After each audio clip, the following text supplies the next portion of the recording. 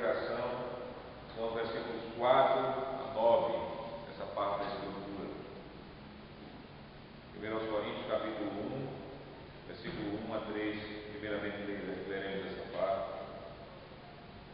Paulo, chamado pela vontade de Deus para ser apóstolo de Jesus Cristo, e o irmão Sóstenes, a igreja de Deus que está em Corinto, aos santificados em Cristo Jesus, chamados para ser santos, todos os que em todo lugar invocam o nome de nosso Senhor Jesus Cristo, Senhor deles e nosso. Graça a vós outros e paz, da parte de Deus, nosso Pai, e do Senhor Jesus Cristo. Versículo 4 a 9, texto da nossa pregação.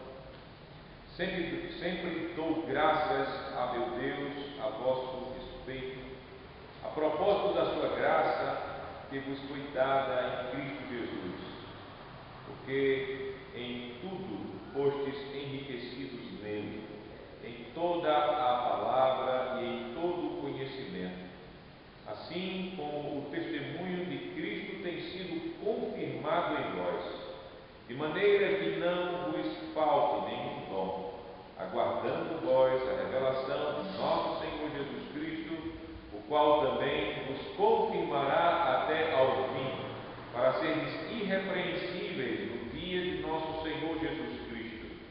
Fiel é Deus, pelo qual fostes chamados à comunhão de seu Filho Jesus Cristo, nosso Senhor. Os irmãos podem deixar as suas Bíblias abertas nessa parte da Escritura. Amada congregação do nosso Senhor Jesus Cristo, muitas pessoas dentro e fora da igreja se frustram com a igreja, se decepcionam com a igreja do Senhor. E os motivos são diversos. Escândalos feitos por certos líderes, a pluralidade denominacional e doutrinária, e muitos dos defensores dessa pluralidade têm a Bíblia aberta e ficam dizendo: assim diz a palavra de Deus. E não somente isso, mas nós vemos na vida cristã, de um modo geral, muitos problemas morais. Nós vemos igrejas e membros da igreja vivendo em pecados feios, e muitos outros que parecem que o seu modo de vida coloca a sua esperança somente a esta vida terrena, dando uma mensagem contrária ao mundo daquilo que é a mensagem do Evangelho, porque vivem como se vivessem só para este mundo e neste mundo. Esses tipos de manifestações de crentes da igreja do Senhor, de modo geral, tem infelizmente levado muitos, mas muitos, a não verem motivos de servirem a Jesus Cristo, de louvarem a Jesus Cristo por aquilo que nós conhecemos como igreja. Porém, quando nós abrimos a palavra de Deus, quando nós nos deparamos com esse texto aqui em 1 aos Coríntios, nós observamos nessa introdução da carta de Jesus àquela igreja, nós somos surpreendidos com as ações de graças que o apóstolo Paulo ele deu ao Senhor Deus por aquela igreja. O apóstolo ele diz no versículo de número 4: sempre dou graças a meu Deus a vosso respeito.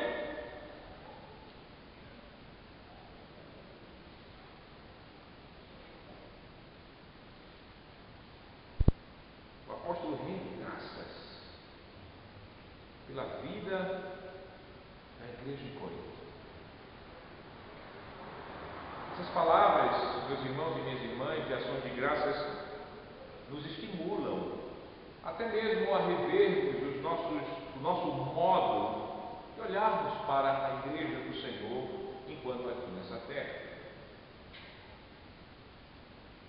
Olharmos para a igreja quando a igreja militante que está na batalha, está manifestando fraquezas, está manifestando pecados.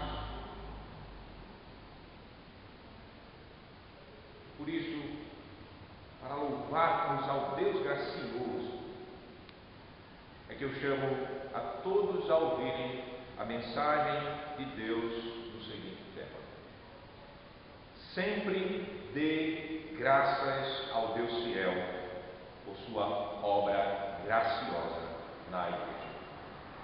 Esse é o tema de nossa pregação com base nessa passagem. Sempre dê graças ao Deus fiel por sua obra graciosa na igreja. O apóstolo ele disse no versículo 4: sempre dou graças ao meu Deus a vosso respeito, a propósito de sua graça que vos foi dada em Cristo Jesus. Nós sabemos que o apóstolo Paulo, ele sabia o que estava acontecendo na igreja em Corinto.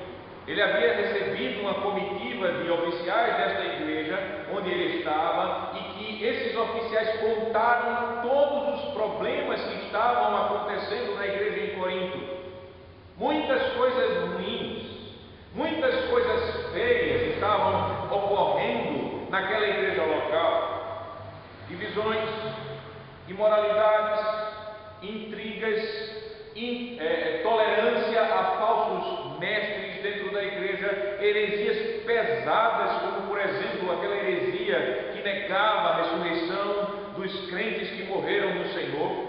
Então, nós vemos que o apóstolo estava muito ciente dos problemas feios e grandes dentro da igreja em Corinto, mas, meus amados irmãos, sabendo disto, nós podemos parar e pensar o que levou o apóstolo Paulo a dar ações de graças por essa igreja. Isso nos revela, meus amados irmãos, que nós podemos olhar para a igreja pelo menos de dois pontos de vista. Nós podemos olhar para a igreja pelo ponto de vista das fraquezas e dos pecados dela. E se olharmos por esse ponto de vista, não teremos muita coisa para darmos graças a Deus. Começando por nossa própria vida. Procurando dentro da nossa igreja, da nossa congregação ou de outras igrejas, os seus defeitos mais grosseiros ou menos grosseiros.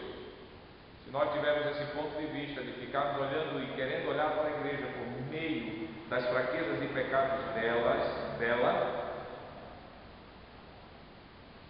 não teremos muito a dar graças. Isso se aplica à igreja em Corinto, isso se aplica à nossa pequena congregação aqui e a qualquer outra igreja do Senhor enquanto na terra. Mas se nós olharmos por outro ponto de vista para a igreja, se nós olharmos para a igreja buscando as obras da graça de Deus na igreja, não faltarão motivos para darmos graças a Deus. E o ponto de vista que o Espírito leva o apóstolo a ver da igreja em Corinto é esse ponto de vista da graça de Deus. Da graça de Deus Pai. E por isso o apóstolo ele enfatiza a graça de Deus quando ele usa palavras de mesma raiz. Se nós olharmos para o versículo 3, nós já vimos isso na pregação passada, o apóstolo ele dá uma saudação que fala da graça de Deus. Ele diz: graça a vós outros e paz da parte de Deus, nosso Pai e do Senhor Jesus Cristo. Graça. E quando nós olhamos no versículo 4, ele usa a palavra de mesma raiz, quando ele fala sempre dou graças. Ou seja, ações de graças, louvor ao Senhor. E no mesmo versículo ele fala a propósito da sua graça, da graça de Deus. Novamente ele está falando de graça. E quando nós chegamos lá no versículo de número 7, uma palavra de mesma raiz aparece quando ele diz: de maneira que não nos falte nenhum dom. Essa palavra dom tem essa mesma raiz das palavras que nós ouvimos: graça, graça e graça. Notem que só nesses versos o Espírito Santo ele está enfatizando o conceito de graça de Deus. Só pensando na graça de Deus é que nós podemos entender a nossa salvação em Cristo e a nossa relação com Deus Pai. Graça. Então o apóstolo, com esse conceito da graça permeando a sua mente por obra da inspiração do Espírito, ele vai mostrar logo nessa introdução como a igreja de Corinto ela foi enchida pela graça de Deus. O apóstolo ele disse que de todas as formas a igreja foi enriquecida em Cristo. Versículo de número 5, ele fala: porque em tudo fostes enriquecidos nele, em Cristo, em toda a palavra e em todo o conhecimento. Imagine que Deus ele começou em Corinto uma igreja, uma congregação, uma santa assembleia. Como nós estamos estudando os cânones de Dort pela manhã, sobre o decreto da eleição de Deus, isso ajuda muito nessa pregação também. Porque olhando para Corinto, nós podemos entender que Deus ele não escolheu levar o evangelho àquela cidade porque aquela cidade ela fosse um alto padrão de fé em Deus e porque aquela cidade gozava de uma alta moralidade. Não. Você estuda a história de Corinto, você vai ver que era uma cidade enfiada em paganismo, em idolatria e em imoralidade. Paganismo e imoralidade estavam entrelaçados na vida dos coríntios, da cidade de Corinto. Tanto que você tem uma ideia, nessa cidade tinha templos onde tinham prostitutas públicas, para que as pessoas que participassem dos cultos pudessem também ao mesmo tempo se prostituir em orgias e banquetes. Era algo terrível. Mas foi essa cidade que o Senhor escolheu para dizer: eu tenho um povo ali. Para essa cidade que o Senhor Jesus enviou Paulo. Atos capítulo de número 18, nós vemos o relato de Paulo chegando a Corinto para pregar o Evangelho, capítulo 18, versículo 1, o texto diz, Atos 18, primeiro, depois disto, deixando Paulo Atenas, partiu para Corinto. E do versículo 2 até o versículo 4 fala sobre o encontro entre Paulo, Áquila e Priscila, que eram crentes que estavam saindo de Roma, porque isso era mais ou menos no ano 50 depois de Cristo, e o imperador Cláudio tinha decretado que todos os judeus se retirassem da capital do império, e os cristãos eles eram confundidos com os judeus e também tiveram que picar as mulas de Roma. E Paulo tinha a mesma profissão que eles. Paulo ficou junto com eles fazendo tendas, porque ele precisava se sustentar. Mas depois o texto nos diz que chegaram os auxiliares de Paulo, Silas e Timóteo, que desceram da Macedônia. Paulo se entregou totalmente à palavra, versículo de número 5, ou seja, a pregar a palavra, testemunhando aos judeus que o Cristo é Jesus, pregando o Evangelho de Jesus. E nós sabemos no próprio contexto que, por causa da pregação do Evangelho, muita resistência por parte dos judeus incrédulos foi contra Paulo, ao ponto de Paulo se desestimular, de não querer ficar mais em Corinto, não pregar mais o Evangelho lá. E aí é quando o Senhor Jesus ele aparece em uma visão a Paulo e diz o seguinte a Paulo, versículo de número 9: teve Paulo durante a noite uma visão em que o Senhor lhe disse: não temas, pelo contrário, fala e não te cales. Versículo 10: porquanto eu estou contigo e ninguém ousará fazer-te mal, pois tenho muito povo nesta cidade. Veja, é o início do ministério de Paulo, mas por causa da doutrina, da verdade, da eleição,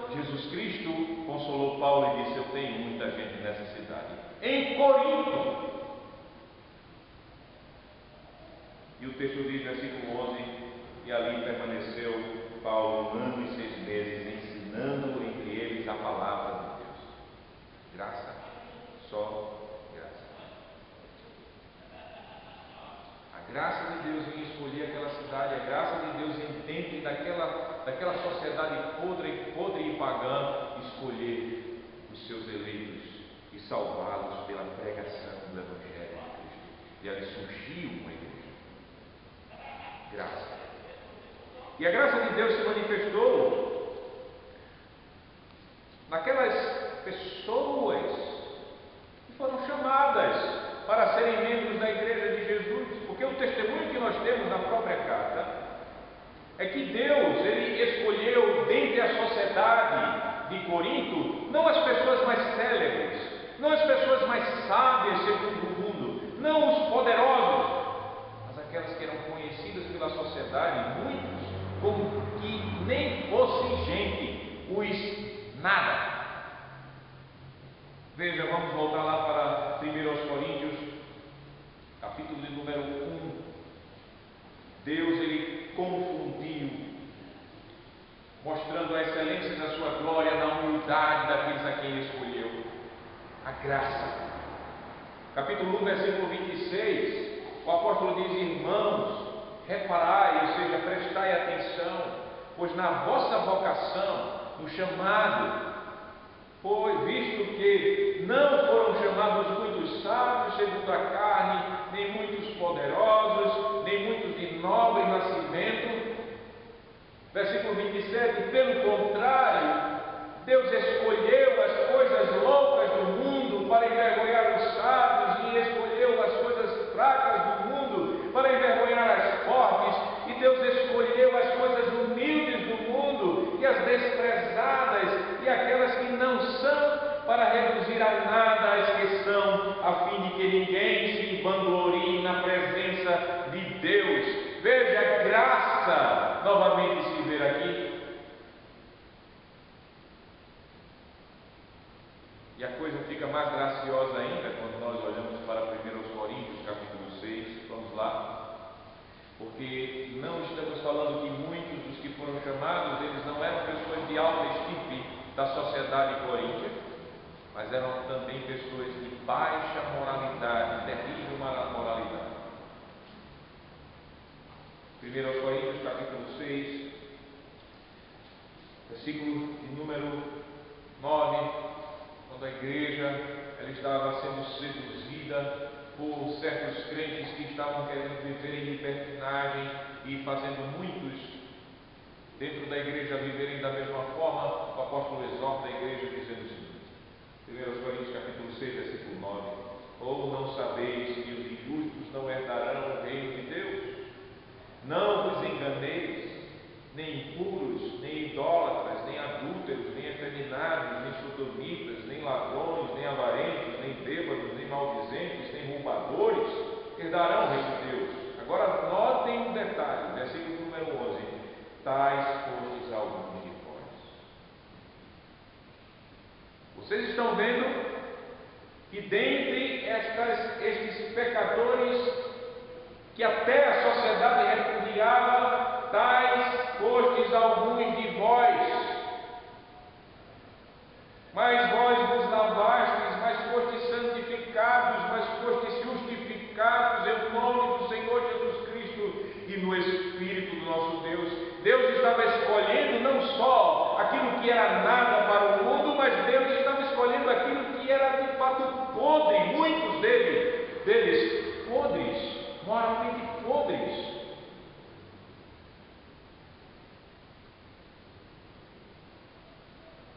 Graça.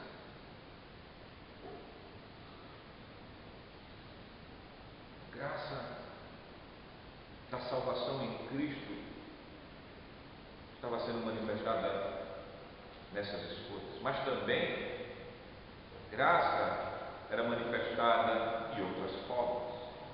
Versículo de número 5, o texto ele nos diz: porque em tudo fostes enriquecidos nele, em toda a palavra e em todo o conhecimento.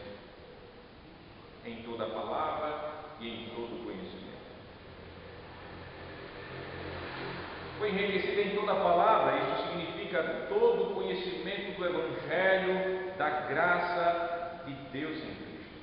Não tinha segredo. O apóstolo ficou lá 1 ano e meio pregando o Evangelho, abrindo a Bíblia do Antigo Testamento e dizendo: olha aqui, Jesus, ele cumpriu isso, aquilo outro para a tua salvação.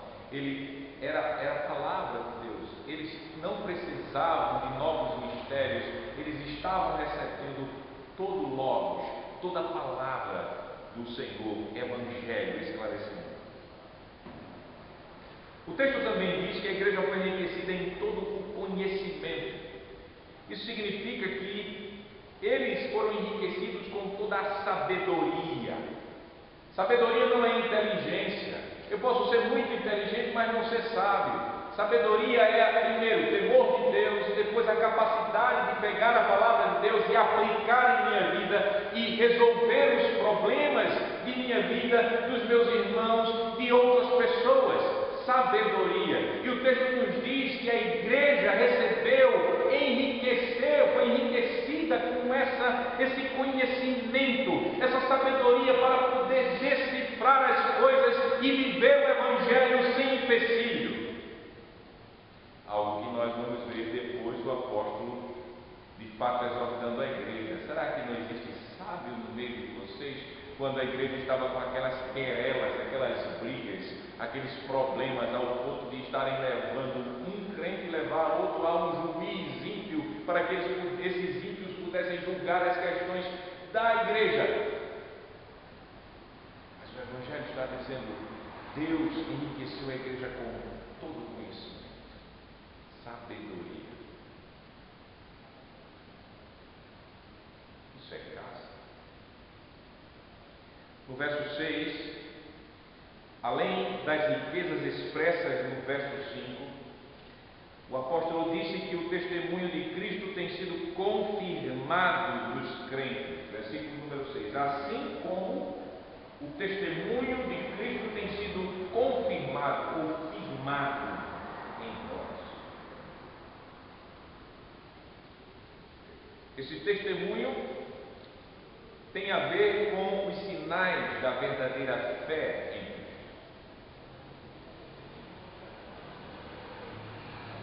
Esses sinais estavam sendo confirmados, estavam sendo firmados nos crentes em Cristo. E nós sabemos que sinais são esses. Nós sabemos que é arrependimento, é confiança na graça de Deus, nova vida, luta contra o pecado. Quando a gente olha para a igreja em Corinto, a gente não está olhando dizendo que todos ali viviam entregues às mesmas malícias e maldades e fermentos dos nossos velhos pecados.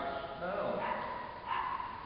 Haviam os escândalos, haviam as divisões, haviam os problemas. Isso em parte era por infantilidade na fé, outro em parte porque dentro da igreja havia membros que não estavam correspondendo à santidade devida ao chamado deles.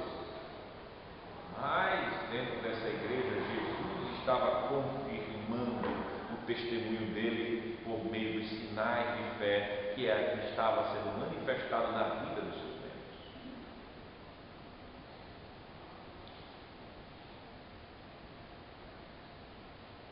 E não somente os sinais em termos individuais, arrependimento, confiança, nova vida, santificação, etc. Mas o testemunho de Cristo também era visto porque não faltava nenhum dom espiritual para a igreja. O texto ele nos diz, versículo de número 7, de maneira que não vos falte nenhum dom.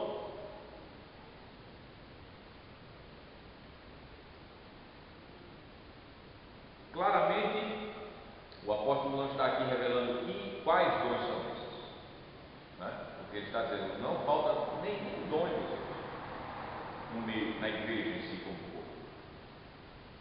Mas nós sabemos que a igreja recebeu o apóstolo. O apóstolo é um dom. Obviamente, na igreja moderna hoje, parece que dom se limita a coisas extraordinárias, milagres e etc. Mas quando nós olhamos a Bíblia, os ofícios dentro da igreja são dons. Quando nós abrimos a palavra do Senhor lá em Efésios, capítulo de número 4, quando o apóstolo Paulo, a partir do versículo 7, ele vai falar de Jesus glorificado, ele vai dizer que Jesus ele foi assunto aos céus e distribuiu dons aos homens. Efésios 4, versículo 7. E o texto nos diz, Efésios 4, 7, que a graça foi concedida a cada um de nós segundo a proporção do dom de Cristo. Efésios 4, número 7. Por isso diz: quando ele subiu às alturas, levou cativo o cativeiro e concedeu dons aos homens. Ora, o que quer dizer subiu, senão que também havia descido até as regiões inferiores da terra? Aquele que desceu é também o mesmo que subiu acima de todos os céus, para encher todas as coisas. E ele, falando de Cristo, ele mesmo concedeu uns para apóstolos, outros para profetas, outros para evangelistas e outros para pastores e mestres, com vistas ao aperfeiçoamento dos santos para o desempenho do seu serviço, para a edificação do corpo de Cristo. Então vejam que os dons ligados à palavra, que ele fala de apóstolos, profetas, evangelistas, pastores e mestres, são dons do Cristo glorificado que são dados à igreja. O apóstolo, quando nós podemos ver que Jesus está confirmando os seus dons dentro da igreja, nós não podemos excluir que estes dons incluem os ofícios da palavra. O apóstolo era um. Então tinha um apóstolo, tinham também outros oficiais dentro da igreja trabalhando como servos, como o apóstolo vai falar no capítulo 3, plantando, um planta, ele plantou, outro rega, mas Deus dá o crescimento. Vários obreiros estavam pregando o evangelho, tinha a pregação do evangelho, tinha o batismo, que o apóstolo vai dizer que o Senhor batizou essas pessoas, batismo que eu falo do sacramento. Tinha a Santa Ceia que Jesus entregou à igreja, tinha esses dons que para a igreja moderna parece que não são dons do Espírito Santo para nós hoje e que testificam Cristo em nosso meio. E além desses dons, tinham dons maravilhosos, espirituais, extraordinários, os dons que nós aprendemos em 1 Coríntios, capítulo 12, versículo 4 a 11. Por causa da infantilidade de Paulo mestre, a igreja estava fazendo mau uso, mas era um glória. Todas essas riquezas da graça, que é só graça, dom, graça, estava confirmando, por meio disto, destas coisas, Jesus estava dizendo: eu estou aqui no meio de vocês, testemunho de Cristo, em Corinto. Agora, quando nós ainda estamos no versículo 7, o apóstolo ele liga esses dons à esperança do retorno de Jesus Cristo. O texto diz, versículo 7, depois de dizer: de maneira que não vos falte nenhum dom, aguardando vós a revelação de nosso Senhor Jesus Cristo. A revelação aqui é o retorno do Senhor Jesus Cristo. E isso se confirma no próprio versículo 8, que diz: o qual também vos confirmará até o fim, para seres irrepreensíveis no dia de nosso Senhor Jesus Cristo. Então isso chama-nos a atenção para o final, aquele fim escatológico, quando Jesus ele retorna. Então nós vemos pela palavra de Deus que a igreja em Corinto, os crentes que ali estavam, apesar da muita fraqueza deles, apesar da igreja estar mostrando sinais até feios para o mundo, era uma igreja que mostrava um dos sinais mais claros da verdadeira fé. Que sinal? A esperança do retorno de Jesus. Isso é um sinal grande da verdadeira fé. Só tem esperança em Cristo aqueles que têm a verdadeira fé. E não é uma simples esperança, pelo texto que nós temos aqui, mas é uma esperança ansiosa. Sabe aquela esperança que você fica com o pé no outro? Eu tenho essa esperança ansiosa quando eu estou para receber um livro pelos correios. Eu fico com o pé no outro. Não sei os outros irmãos ou qualquer coisa. Eu fico olhando a porta para ver se o correio vem. Mas também existem outras pessoas que têm uma esperança ansiosa por algo que eles esperam. Por exemplo, aqueles sentinelas que ficavam nas muralhas das cidades lá de Jerusalém, por exemplo, que eles ficavam a noite toda olhando e eles ficavam ansiando que o sol chegasse logo, porque o perigo iria passar. Ou se não, aquelas pessoas que por causa de uma guerra foram aprisionadas em um campo de concentração, e elas ficavam esperando, ansiosas pelo dia da libertação, que os seus soldados viessem libertá-los. Ou seja, essa esperança ansiosa, algo zeloso pela volta de Jesus. Isso é um sinal da fé, e era isso que a igreja em Corinto manifestava. O texto nos diz: aguardando em vós a revelação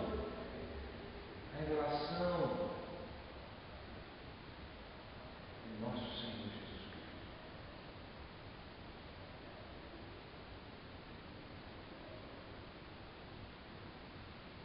Isso é sinal da fé verdadeira. Apesar de todo ataque dos falsos mestres, especialmente aqueles falsos mestres que estavam negando a ressurreição física dos crentes em Cristo Jesus, apesar deles, a igreja estava mantendo-se ansiosa e zelosa pela esperança da volta do Senhor, do dia do Senhor. E essa esperança, ela será reforçada pela palavra de Deus que o apóstolo irá escrever no capítulo 15 desta carta, e se Deus assim nos permitir e querer, nós chegaremos lá. Então, nós podemos ver graça de Deus na igreja de Corinto. Agora, quem era responsável pela sobrevivência da igreja na fé, na esperança? Será que seria a própria igreja? Será que seriam as obras da igreja? A fama da igreja? Não, era o próprio Deus. Veja o versículo de número 8. O apóstolo diz: o qual também vos confirmará até o fim, para seres irrepreensíveis no dia de nosso Senhor Jesus Cristo. Vocês viram o versículo 8? O qual também vos confirmará até o fim, para seres irrepreensíveis no dia de nosso Senhor Jesus Cristo. Essa palavra, o qual, que se encontra na abertura do texto, se refere a Deus Pai. O mesmo Deus que é louvado pelo apóstolo lá no versículo 4, o mesmo Deus que enriqueceu a igreja de todas as formas em Cristo Jesus, é o mesmo Deus que continuará a firmar a igreja dele até o fim. A palavra firmar aparece novamente, porque no versículo de número 6 ela apareceu, quando diz que foi confirmado o testemunho de Cristo em nós. Então o apóstolo novamente ele traz a mesma palavra para nos consolar e nos confortar. Então nós temos aqui que Deus é o agente, Deus está ativo, Deus é que está confirmando a igreja dele até o fim. Apesar das fraquezas dela, todos os pecados, apesar de todos os pecados e escândalos que traziam vergonha ao nome do Senhor no meio da igreja e fora da igreja, apesar de todas as lutas que a igreja estava enfrentando, a igreja é de Deus, e é Deus quem faz essa igreja perseverar na fé e vencer, e confirmará a igreja até o fim. E essa palavra não é uma palavra de homens, essa palavra é uma promessa de Deus. Para quem? Para os crentes, para nós, para aquela igreja que estava lá e para toda a igreja dele. Ele nos confirmará até ao fim, diz o Senhor. E esse fim nos fala do dia de nosso Senhor Jesus Cristo. Aquele dia nós veremos a graça de Deus de modo esplendoroso, de modo pleno, se revelando não só a nós, mas a todos os homens da face da terra. Porque este fim será o dia quando Deus, Ele enviará o seu Filho para julgar vivos e mortos, para fazer aquela separação entre ovelhas e bodes, para julgar grandes e pequenos. Esse dia, naquele dia, a graça de Deus será plenamente manifestada a todos os homens. Pois é naquele dia que nós iremos ver a nossa vida, a vida da igreja, de um modo geral. Nós veremos que somente por causa da graça de Deus é que nós podemos ser salvos. Pois, meus amados irmãos, olhando para nós aqui, para as nossas vidas, como nós podemos ter certeza de nossa salvação se não for somente na pessoa e obra de Jesus Cristo, nosso Salvador? Como? É uma das perguntas cruciais para ver se uma pessoa ela entende o Evangelho, o único Evangelho. É você perguntar a essa pessoa: você confia que no dia do juízo você poderá ser salvo por meio de suas obras? Pergunte isso a uma pessoa.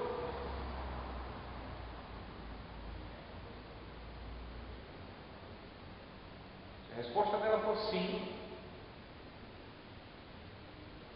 você pode ter a certeza que esta pessoa ela não entendeu o estado de perdição dela em Adão. Você pode ter a certeza que essa pessoa ela não entendeu o Evangelho da graça de Deus que é exposto de Gênesis e Apocalipse. Pois o Evangelho ele nos diz e nos deixa certo que ninguém será justificado diante de Deus pelas obras. Ninguém será justo diante de Deus por causa de alguma coisa inerente a Ele, pertencente à sua pessoa, méritos. O Evangelho nos diz que todos nós, todos, sem exceção, o único que tem exceção é Cristo, mas todos os nascidos de mulher, com exceção de Cristo, fomos em Adão feitos pecado e estamos em maldição diante de Deus e não podemos nos consertar por nossas próprias forças. E até as nossas boas obras elas são manchadas por nossos pecados, são perfeitas para serem recebidas por Deus. Isso é o que a Bíblia revela sobre nós. Só para todos os homens. E o que a nossa experiência também revela sobre nós que já estamos em Cristo, sobre nós que já fomos regenerados pela graça de Deus, sobre nós que somos povo de Deus. O que é que a Bíblia revela? E a nossa experiência revela?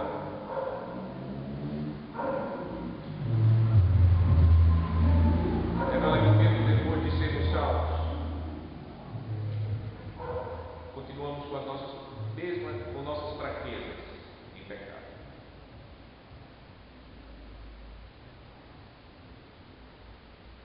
Porque cada pensamento sobe ao meu coração ou ao seu coração que vai contra a palavra de Deus, cada palavra, cada olhar, cada coisa que eu ouço, cada coisa que eu faço, que transgride a lei de Deus, mostra a minha fraqueza, mostra que ainda o pecado age em meu corpo.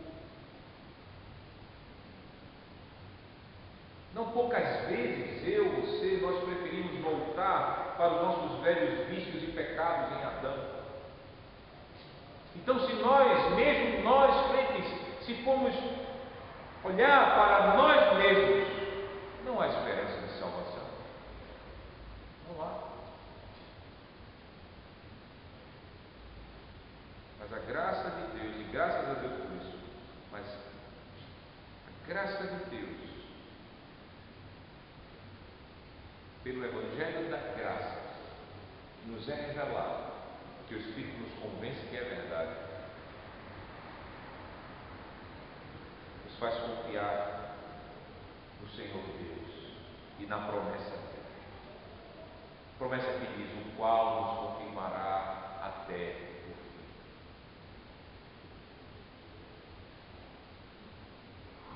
Você notou que o Evangelho não é uma promessa de talvez você será salvo? O Evangelho não é esse talvez você será salvo. Promessa é que minha salvação em Cristo é certa. Não tem talvez. Ele me confirmará até o fim. Ele confirmará vocês até o fim.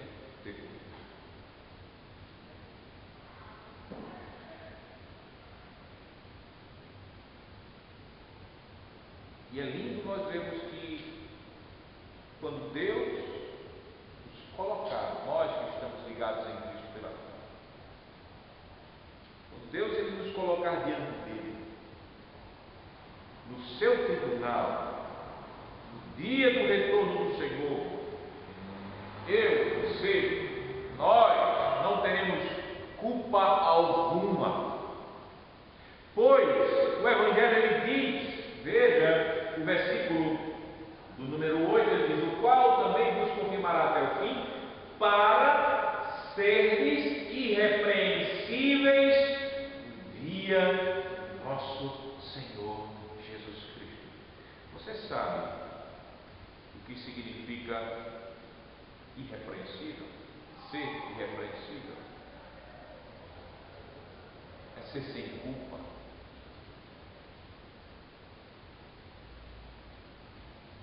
Pastor, eu vivi uma vida tão cheia de pecado antes de Cristo, e eu vejo as minhas fraquezas e vejo-me com tantos pecados. Ele diz: para seres irrepreensíveis. Você entende isso? O Evangelho, sem culpa, ser considerado justo, ser considerado sem nenhuma dívida diante de Deus e com Deus o Pai, isso mediante a obra de Jesus Cristo, mediante a sua obediência em toda a lei, mediante o seu sacrifício, mediante a ressurreição dele. Deus Pai nos perdoou, Deus Pai nos purificou com o sangue de seu Filho. De todos os nossos pecados nós fomos lavados. Todos.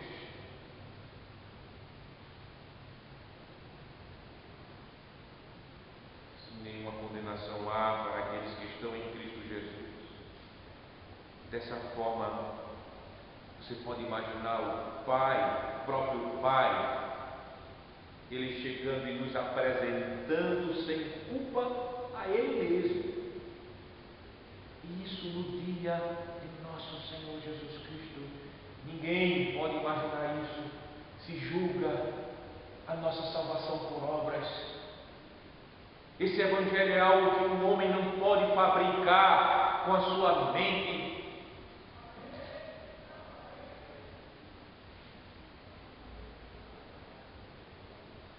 E por isso o Evangelho é pura mensagem da graça de Deus em Cristo. É graça do início ao fim. Ele nos salva por graça. Ele nos enriquece com graça e com os dons de sua graça. Ele confirma a graça em nós.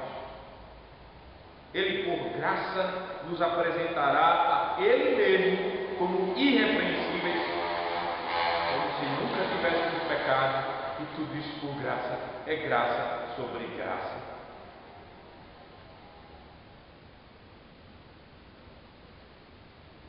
E você pode confiar nisso. Sabe por quê? Porque Deus é fiel. O apóstolo diz, pelo Espírito, versículo 9, final: fiel é Deus. Fiel é Deus, pelo qual fostes chamados à comunhão de seu Filho Jesus Cristo, nosso Senhor. Vocês podem ver a nossa esperança de perseverar na fé e de justificação em Cristo Jesus se firma na fidelidade de Deus apenas. Deus é fiel.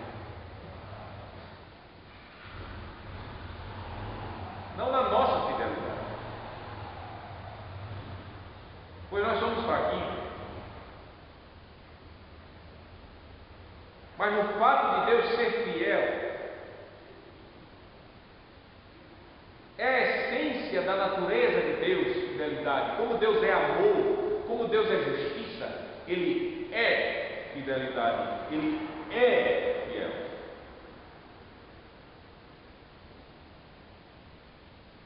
Ele não volta atrás em sua promessa de salvação. Foi esse Deus fiel que nos chamou, o texto nos diz, à comunhão de seu Filho Jesus Cristo, o nosso Senhor. Quando nós olhamos para o texto e vemos a palavra comunhão, essa palavra nos fala de união e de participação. Significa dizer que o Senhor, Deus fiel, Ele nos chamou para nós fazermos parte do Filho dele. Então, o Deus fiel, mediante a fé, Ele está nos unindo ao Filho dele de tal maneira que nós somos participantes de toda a vida que há em Cristo. Nós somos participantes de toda a riqueza que há em Cristo. Somos participantes de toda a justiça que há em Cristo. Porque nós fomos chamados à comunhão do Filho de Deus, Jesus Cristo, o nosso Senhor. Esse que é o ungido de Deus, esse que é o herdeiro de todas as coisas. A este Deus nos uniu, o Espírito de Deus, mediante o batismo, nos enxertou nele, e aí participamos de todas as riquezas e bênçãos espirituais em Cristo Jesus. E por isso o apóstolo não é por menos que o apóstolo, ele humilha todo o sentimento de orgulho que possa ter em nossos corações, quando lá no final do capítulo 1, versículo de número 30, veja o que ele diz: mas vós sois dele, vocês são de Deus em Cristo Jesus, o qual se nos tornou, Jesus é a esse, o qual se refere a Jesus, o qual se nos tornou da parte de Deus, não de nossa parte, mas da parte de Deus. Nos tornou o que? Se nos tornou sabedoria, e justiça, e santificação, e redenção, para que, como está escrito, aquele que se glorie-se em quem? No Senhor. Ele está citando aqui Jeremias capítulo 23, versículo de número 24, o Antigo Testamento.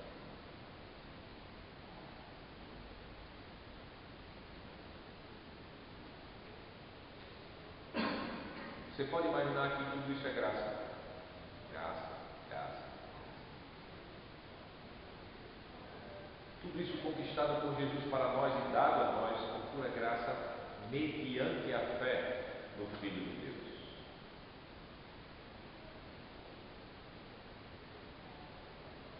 toda essa obra sendo manifestada na igreja. E essa obra na igreja, seja na igreja em Corinto, seja na nossa congregação ou em qualquer outra igreja de Cristo do mundo, deve ser motivo de darmos todas ações de graças, somente, exclusivamente, apenas ao Deus